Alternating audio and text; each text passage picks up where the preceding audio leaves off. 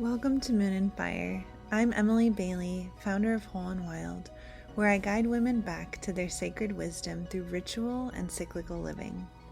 I'm creating this sacred space for your whole self to be here. Your wisdom, your longings, your shadows, and your fierce power. This is a podcast for women who sense there's more depth, more magic, more of their untamed essence waiting to be remembered and unleashed. Welcome home, sacred woman. Let's begin. Today I want to explore something that has been showing up repeatedly in my work as a threshold walker. This fascinating phenomenon I call story hopping. It's about what happens when we cross from one season of life into another and find ourselves trying to operate with the logic of the old story in the landscape of the new one. I had a college mentor who used to say something that has stayed with me for decades. He'd say, in our modern Western world, we love to argue about what is logical, but the truth is, something is only logical within the context of its home narrative. He would give examples from literature and film, how in our everyday world it would be completely illogical for animals to talk or wardrobes to lead to magical kingdoms, but place those elements in Narnia or The Wizard of Oz, and suddenly they make perfect sense within the logic of that story. What I've discovered in my years of guiding women through sacred transitions is that the same principle applies to the thresholds we cross in our real lives. When we move from one chapter to the next, whether into motherhood, a new career, a different relationship with our bodies, or any significant life passage, we often try to apply the operating system of our old story to the landscape of our new one, and it simply doesn't work. Today we're going to explore how to recognize when you're story hopping, why the logic of your old narrative might be sabotaging your new chapter, and most importantly, how to discern and embrace the new logic that will serve you in the story you're now living. Let me share what I mean by story hopping through a personal example. Several years ago, I was crossing the threshold from being someone who worked primarily behind the scenes to stepping into more visible leadership in my field. Intellectually, I knew I had moved into this new chapter. I had made the decision, taken the actions, even received external confirmation that this transition was happening. But internally, I was still operating from the logic of my old story. In my previous narrative, I had learned to rely on others to create structure for me. I could do beautiful work within the frameworks that other people designed, and when things went well, they received the appreciation. When things went poorly, they absorbed the criticism. I was responsible for excellence within defined parameters, but not for the vision, direction, or ultimate outcomes. This arrangement had served me brilliantly in that earlier chapter. It allowed me to develop my skills without the weight of full responsibility. I could focus on craft and contribution without having to own the larger creative and strategic decisions. But now, in the new story of visible leadership, I was the one who needed to create the frameworks, set the vision, and take ownership of both the successes and the failures. I found myself waiting for someone else to tell me what structure to create, looking for external validation of decisions that were mine alone to make. I was trying to lead while still expecting others to take responsibility for the outcomes. The logic of my old story, where I could contribute beautifully within someone else's vision, was completely incompatible with the reality of my new one, where I needed to own the creative and strategic responsibility entirely. This is what I call story hopping, that liminal space where we've crossed a threshold but are still carrying the beliefs, behaviors, and operating systems of our previous chapter. It's like trying to use a map of your hometown to navigate a foreign country. The map isn't wrong, it's just not relevant to where you are now. We see this pattern everywhere in women's transitions.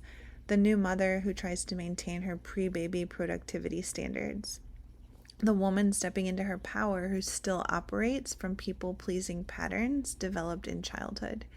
The entrepreneur who applies employee logic to business ownership.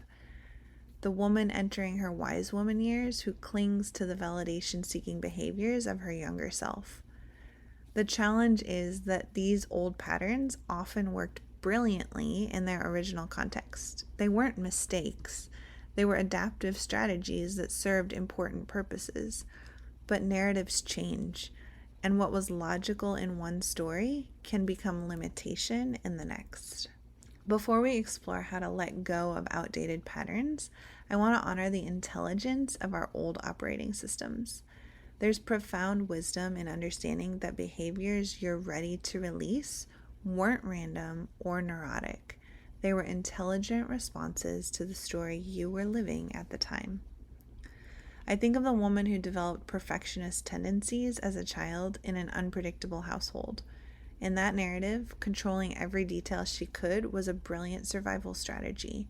It gave her a sense of agency in chaos, earned approval from overwhelmed adults, and created islands of order in an uncertain world. That perfectionism wasn't pathology, it was intelligence. But fast forward 30 years, and now she's in a loving partnership, building a business that requires innovation and risk taking, and trying to create a life of authentic expression. In this new story, perfectionism isn't protective, it's paralyzing. What was once intelligent adaptation has become creative limitation. The same pattern appears in countless ways. The fierce independence that helps you survive an unreliable family system might now be preventing you from receiving the support that would allow your new business to thrive.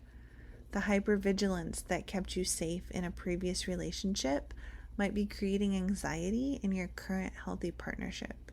The self-sacrifice that earned love and approval in your family of origin might be burning you out in your role as a leader.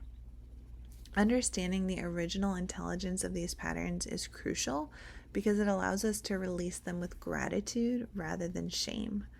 We can acknowledge, this served me so well in my old story. It was exactly what I needed then.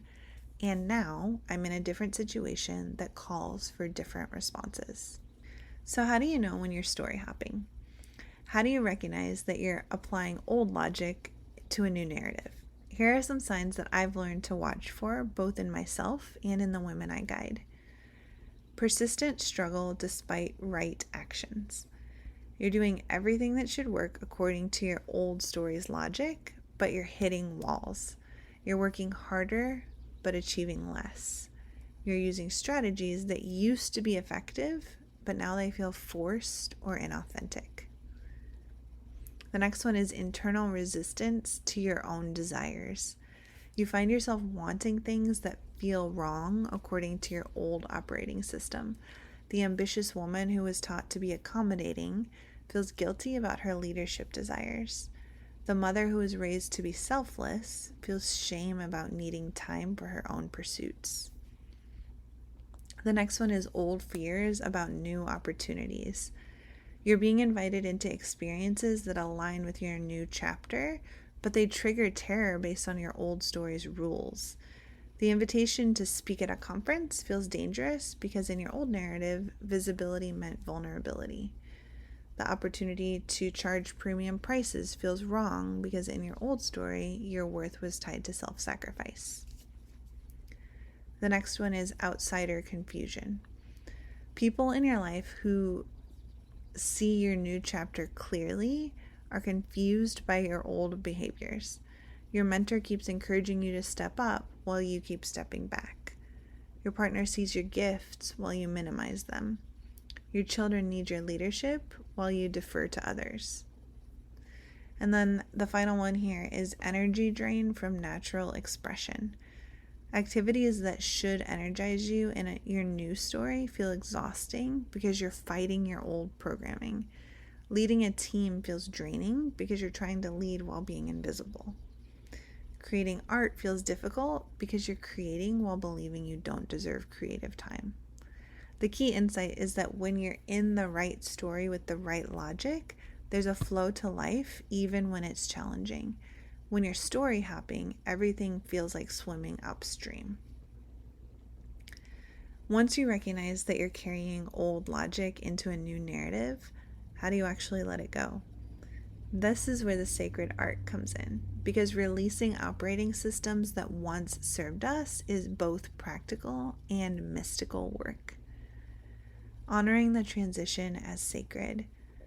First, I want to invite you to recognize that you're in a liminal space, that threshold between stories where old logic is dying and new logic is being born. This isn't a problem to solve quickly. It's a sacred passage to move through with reverence. Practice discernment over demolition. Rather than trying to bulldoze your old patterns, practice discerning which aspects of your old logic still serve and which need to be composted. Maybe your old story's emphasis on preparation still serves you, but its attachment to perfection doesn't. Maybe your previous narrative's focus on service remains valuable, but its requirement of self-sacrifice doesn't. Ask new questions.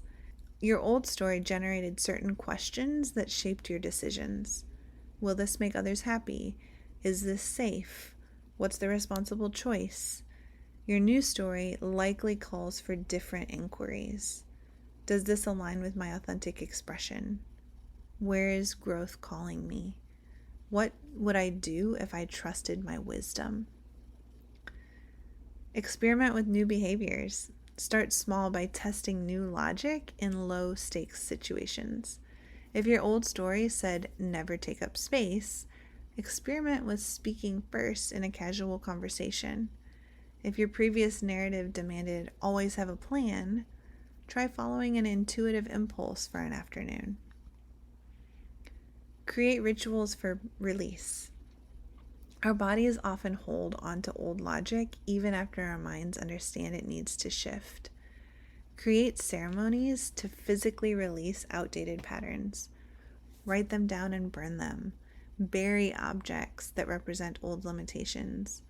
Dance out old stories and dance in new ones. Practice new storytelling. Begin telling yourself and trusted others the story of who you're becoming rather than the story of who you've been. I'm someone who trusts her instincts rather than I've always been indecisive. I'm learning to lead with confidence rather than I've always struggled with authority. I think this is a really interesting place to learn to listen to your own voice as well, because most of the time when you're telling an old story that's worn out, you can hear it in your own voice. There's a hollowness to it. So being attentive to what feels fresh and true and exhilarating and honest versus what feels old and rehearsed and lifeless is really important here. Here's what I've discovered about new logic. It often feels wrong before it feels right. The new operating system in your emerging story might contradict everything you were taught about what's appropriate, safe, or good, and that discomfort is often a sign that you're moving in the right direction. The woman stepping into entrepreneurship after decades of employment has to learn that selfish focus on her own business is actually generous service to her future clients. The mother embracing her creative gifts has to discover that time spent on her art isn't time stolen from her family, but time invested in her whole self. The leader emerging from a people-pleasing past has to learn that disappointing some people is often necessary to serve the larger good. New logic often includes paradoxes that would have been incomprehensible in your old story. Rest becomes productive. Slowing down creates more time. Saying no opens more opportunities. Charging more money serves clients better. Taking up space makes room for others. The key is to approach this new logic with curiosity rather than judgment. Instead of "this feels wrong," try "this feels unfamiliar." Instead of "I shouldn't want this," explore "what if wanting this is exactly right for my new story?" I often encourage the women I work with to study the logic of their new narrative the way an anthropologist might study a foreign culture. What are the values here? What behaviors are rewarded? What assumptions underlie this way of being? How do successful people in this story operate?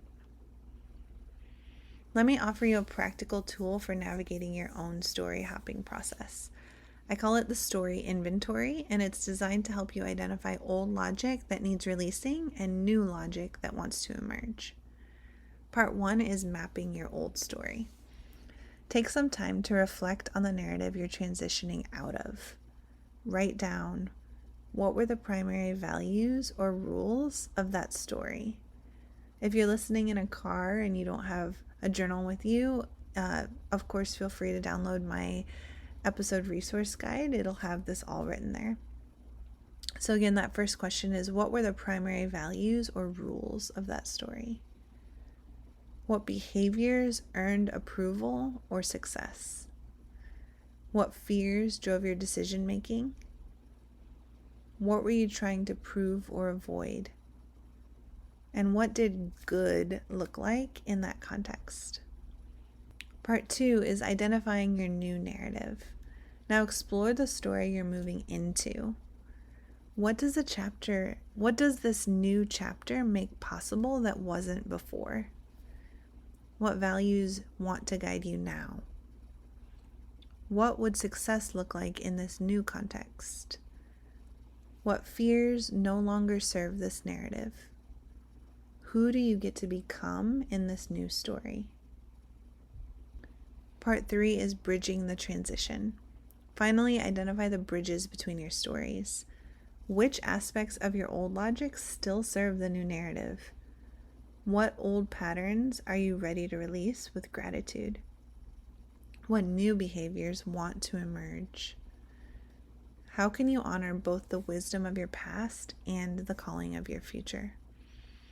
This inventory isn't just a one-time exercise. I return to it regularly as I continue navigating my own story hopping, and I encourage the women I work with to revisit it whenever they feel stuck between narratives. I want to acknowledge something important. Story hopping requires tremendous courage. It's not just about changing behaviors. It's about questioning the fundamental assumptions that have organized your life, your entire life. It's about releasing identity and embracing uncertainty. It's about trusting that the logic of your new story will serve you even when it contradicts everything you've been taught. This courage is part of what I call wild grace, the fierce feminine capacity to trust your own becoming even when it leads you into unknown territory. It's the wisdom to know that growing into your authentic power might mean disappointing people who preferred your smaller self. It's the strength to value your own experience even when it challenges collective assumptions. I've witnessed this courage countless times in my threshold walking work. The corporate executive who leaves her six-figure salary to become a healing arts practitioner. The devoted mother who returns to school in her 50s. The people pleaser who learns to set boundaries to protect her energy. The perfectionist who embraces messy beauty of creative risk. Each of these transitions requires not just practical changes, but fundamental shifts in logic. What made sense in the old story has to be composted to make room for the new narrative's intelligence. As we come to the close of our exploration, I want to remind you that story hopping is not a linear process. You might find yourself cycling between old and new logic for a while as you fully inhabit your new narrative. This is natural and necessary. Give yourself patience as you learn the language of your emerging story. The invitation isn't to rush this process, but to approach it with sacred attention. Notice when you're applying old logic to new circumstances. Practice curiosity about what wants to emerge. Trust that the intelligence that carried you through the previous chapters is the same intelligence that will guide you into your next ones. Your old stories weren't wrong. They were preparation. Your new story isn't uncertainty, it's expansion. And the space between them isn't confusion, it's transformation. This week, I invite you to practice the story inventory we explored today. Notice where you might be carrying old logic into new territory. And most importantly, give yourself permission to trust the emerging logic of your new narrative, even when it feels unfamiliar or challenges what you've always believed. May you honor the wisdom of your old stories while embracing the calling of your new ones. May you trust the intelligence that guides you across every threshold. May you move with grace between what was and what's becoming. And may you discover the sacred logic that serves your authentic becoming. Remember the sacred cycles. Reclaim your radiant fire. Unleash your intuitive magic. Thank you so much for being here, sacred woman. Until next time.